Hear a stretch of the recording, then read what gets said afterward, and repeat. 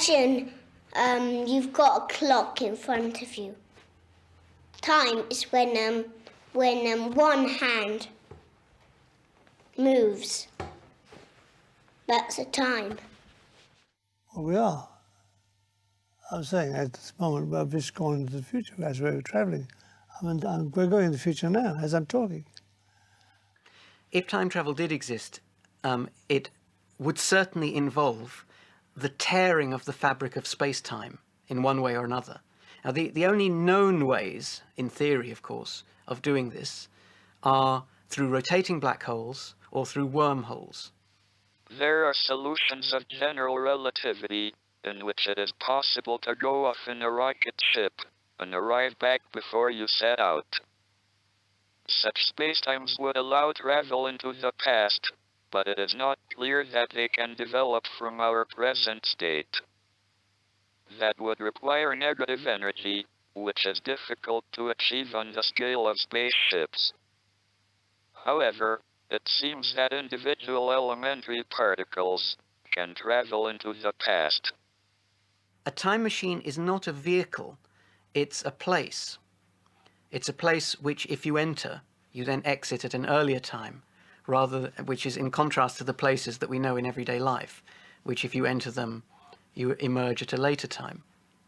So these special kinds of places would take us back in time. I don't really believe in time travel in the sort of H.G. Wells sense of a time machine.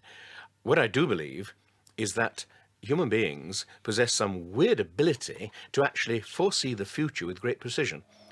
I believe that time travel would be a possibility in this psychic sense. The way to do so would be to sink very deeply into yourself and to concentrate and focus the mind totally upon your objective. Time does not really exist. Time is not, as we think, a one-way street.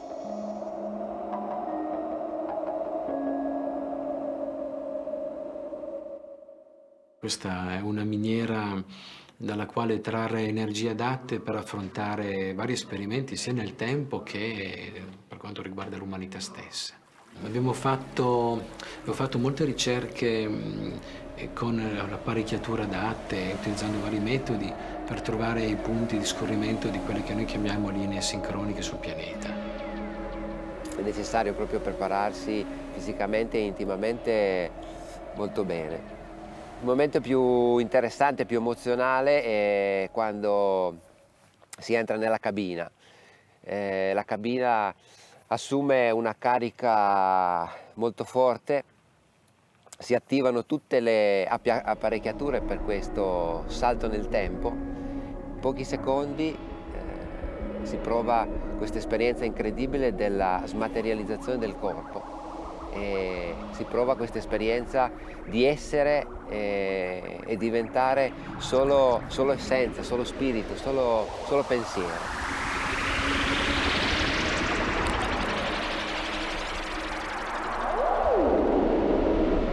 Quello che è il mio punto di arrivo, diciamo, il punto in cui io mi sono ricondensata come corpo, ed era un Egitto veramente verdeggiante.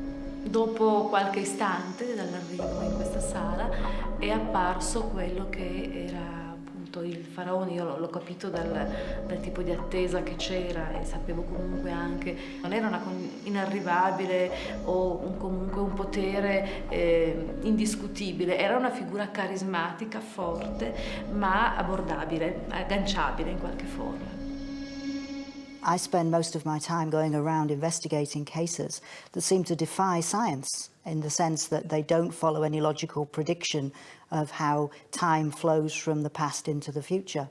And they argue that at that level of our mind, there is something about us that just seems to go beyond into an infinite reality.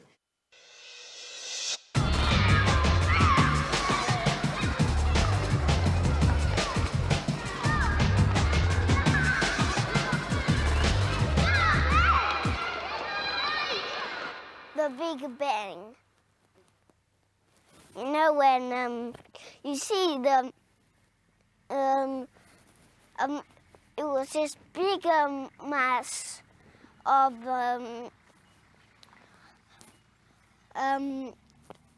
dust, and on gas, and which made all our planets. I would like to travel back to the Roman Empire. That seems to be the only other reasonably comfortable period in history. But I would need to be rich and own a large number of slaves.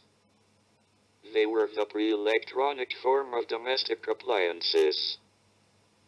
If time travel were possible, and you went into the past, you could never come back to the present that you came from. You'd come back into another present, the present which had been changed by whatever you did.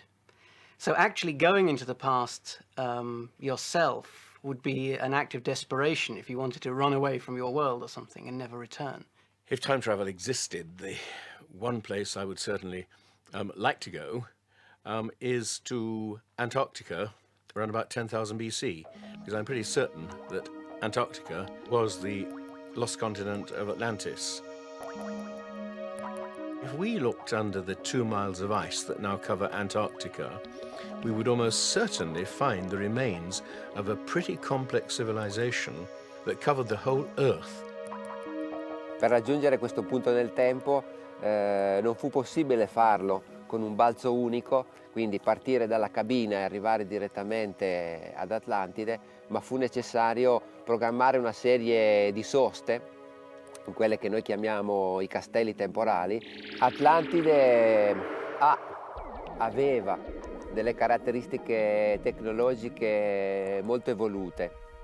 Questo viaggio, questo contatto con questo popolo, con questo mondo è stato molto importante anche dal punto di vista dello scambio dell'esperienza, dello scambio delle tecnologie. They may have had all kinds of powers that we can't even begin to envisage. Now, I suspect that all primitive people, in fact, still on the surface of the Earth, have this same strange ability of, second sight, certain powers that we would call supernatural, that shamans are able to leave their bodies.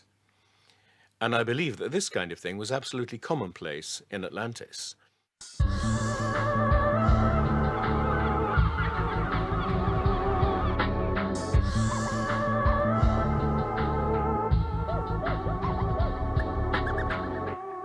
Last night, in the twilight gloom, a butterfly flew in my room. Oh, what beauty, oh, what grace. Who needs visitors from outer space? Yeats once said, "Nothing that we love overmuch is ponderable to the touch." Nearly all things that move us deeply are things, in fact, that you can't touch. Reality as a whole is a much bigger thing than the reality we see around us. And the universe we see is just one little thing in this much larger space. We see in the laboratory interference phenomena. We see particles and light behaving in ways that are inexplicable on the assumption that the things we see are the only things there. We see the influence of invisible things. And when we take that seriously as an explanation of the world, rather than just as a means of making predictions, we see that it says that there are other universes there. Human beings, it seems to me, are almost like people wearing some of those peculiar spectacles which make you see everything in a sort of funny angled way and change your vision, like looking through a kaleidoscope. And yet we get so used to this from the second we're born that we take this to be reality around us. Now, I think that in certain states of mind, you suddenly realize that this is merely a pair of spectacles that you're wearing. The philosopher Kant was the main person who said this, and that you could, in fact, see things in a completely, totally different way. If science works, then it works by rejecting ideas that once seemed to be true. In other words, it works by rejecting illusions. If you like, successive scientific theories, while getting truer and truer, are passing through successive illusions, making them less and less illusory as we go along.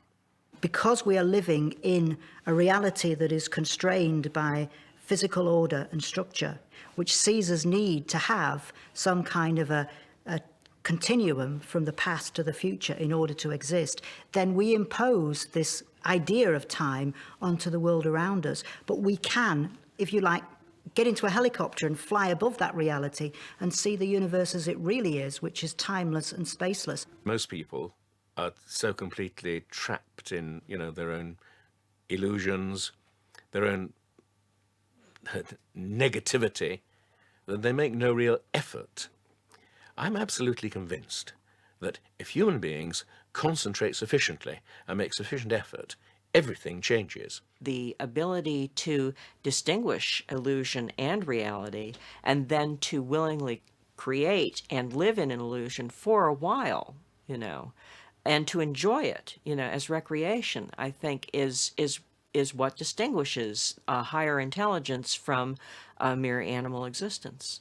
We all contain this sort of robot servant inside us that does things for us. So if you learn French, the robot talks French for you. And when you learn to drive a car or do anything else, the robot drives the car for you. The trouble is he also does things you don't want him to do. So you listen to a great piece of music or are moved by some poetry. But the 10th time you read it or listen to it, it's the robot listening instead of you. Now, our problem is to get out of these robotic states. And any kind of crisis drives us immediately out of the robotic states and into states in which you might call yourself the real you. Ci sono delle stanze a fianco della realtà che a volte non vengono esplorate. Sono quei posti dove avvengono spesso quelle scoperte casuali, quelle che poi cambiano completamente il mondo. We have very good evidence today of people witnessing strange craft apparently coming from beyond our atmosphere, which appear to materialize and dematerialize rather than fly in the same way as rocket ships fly. And we call them UFOs. And I think that there are instances of people who are actually seeing today what are in fact time travel vehicles coming back from our future into our present day. I gradually came to accept that in fact there are these sort of alien visitors. But one thing then began to puzzle me greatly. I don't think they're from other planets at all, and I don't think they arrive here in spaceships. They're more like ghosts, or rather, in some way they're paranormal. The simplest way would be to say they come from, if you like, parallel dimensions. And I've come to believe that their purpose is to help human beings through this next step in our evolution, to push us through that sort of barrier, because it's a barrier that every race is bound to meet at a certain point in its evolution. The barrier of the robot.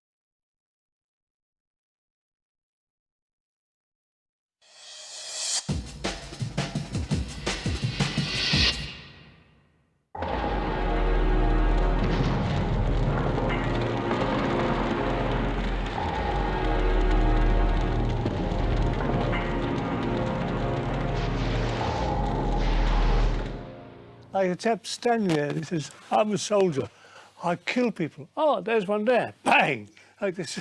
Oh! Paradox and irony are very important to me, and I think to the growth of knowledge, because all creativity and all growth of knowledge start with a problem that is an apparent conflict between two ideas or theories or observations which contradict each other, but both of which we need to be true.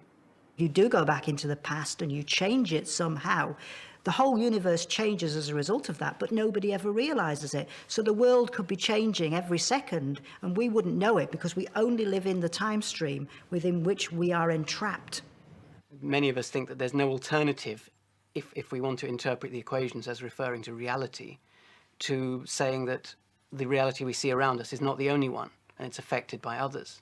Now, it turns out that when you apply this theory to the question of time travel, it neatly resolves all the classical paradoxes of time travel.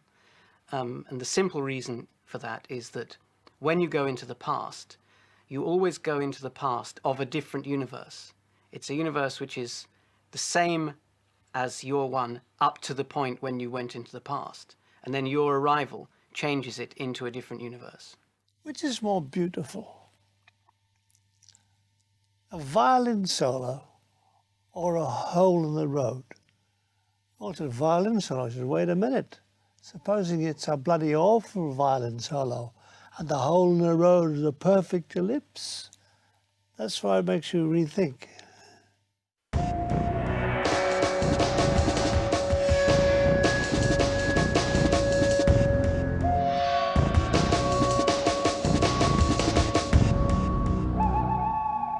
I don't think fate exists because everybody has their own way.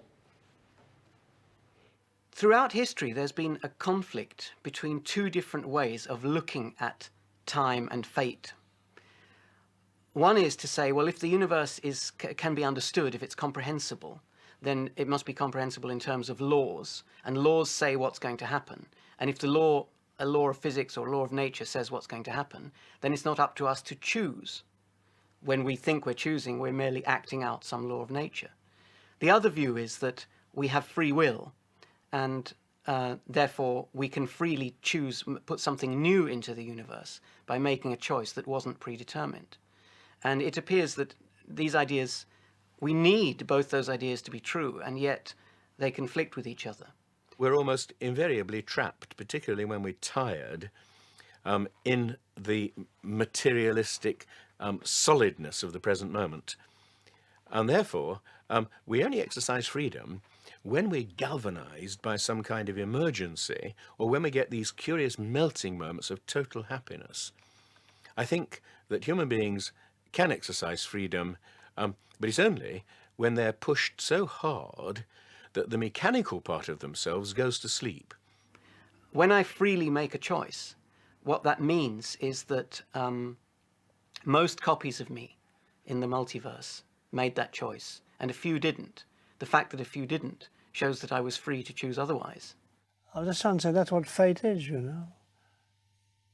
You go out the door in the morning and you're really very happy and pleased, and you get knocked down and killed by a bus. And that's fate. Poter viaggiare nel tempo ci si rende conto che ci si può staccare da questa dimensione e si può vedere sotto di noi il tempo che scorre e quindi avere la percezione che esistono diverse realtà contemporanee e ognuna di esse svolge il suo percorso. Per me il tempo è la percezione, mentre il destino è il suo giudizio. There's very little justice in human dealings. Nature has her own justice, of course, because nature has ecology, and nature tends to balance things out. Fortuna che l'unica cosa saggia in tutto questo è il tempo stesso, perché è l'unico che sa riparare qualunque errore. I've come to feel very deeply and strongly that in a certain sense, merely committing the crime already puts into motion wheels that grind away and eventually produce the comeuppance. Justice needs fairness. That's all I know about it. What human beings want above everything else, we're the only creature on the face of the earth who madly wants to change, to evolve, to become different. Animals don't seem to have this compulsion. It's just us. Are absolutely compelled somehow to try to claw our way up to a higher stage. Now, I've got a feeling that this is gradually happening on such a widespread scale that something very strange and interesting is about to take place.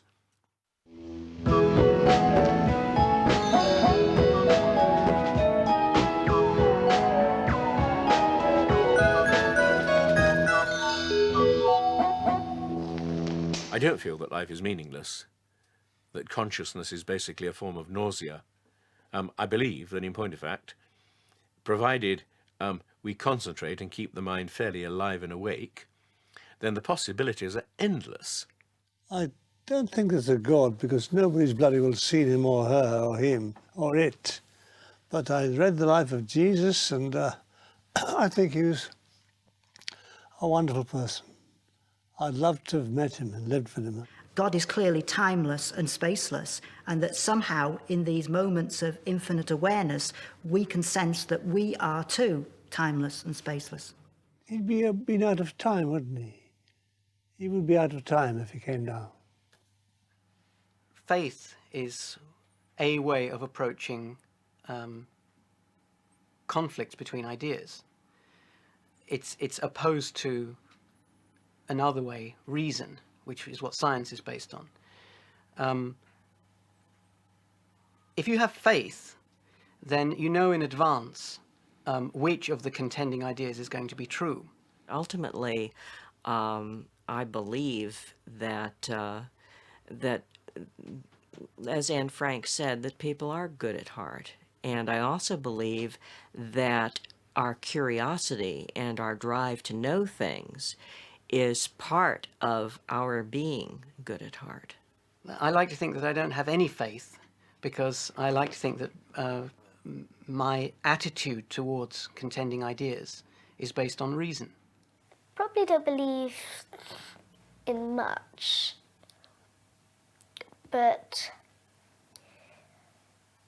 I believe in life and death. He said, was the crucifix a cross, or was it a tree? I said, no, if it was a cross, no, it's a tree. It's made into a cross, but it's a tree. Stay tuned to the station for further useless information, folks. A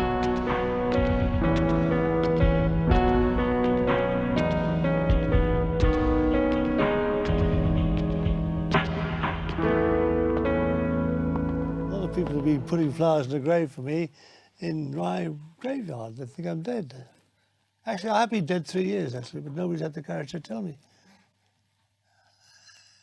I feel worried about dying. I don't want to die, but I know everyone has to die someday. But I think it'll be quite a long time till I die. I don't mind dying, but I don't want to be there when it happens. We're rather unlucky because on the cosmic scale of things, technology will almost certainly make dying obsolete within the next 1,000 years or something. But I enjoy life, and however long it's going to last, I want to fill it with understanding the world. I think that we are now, at this point in time, ready to advance towards a new stage of evolution. I believe we are there in a sense. We've already arrived, but we don't know it. What we've got to do is to actually wake up to this fact. And as I say, what it involves is this curious ability to use the mind to focus the attention totally and completely, and to achieve through that sudden awakening from the robot. And I think that is what is going to happen to the human race, you know, maybe over the next 20, 30 years. If I die, I get born. I don't die and just die forever. I just die and then I get reborn.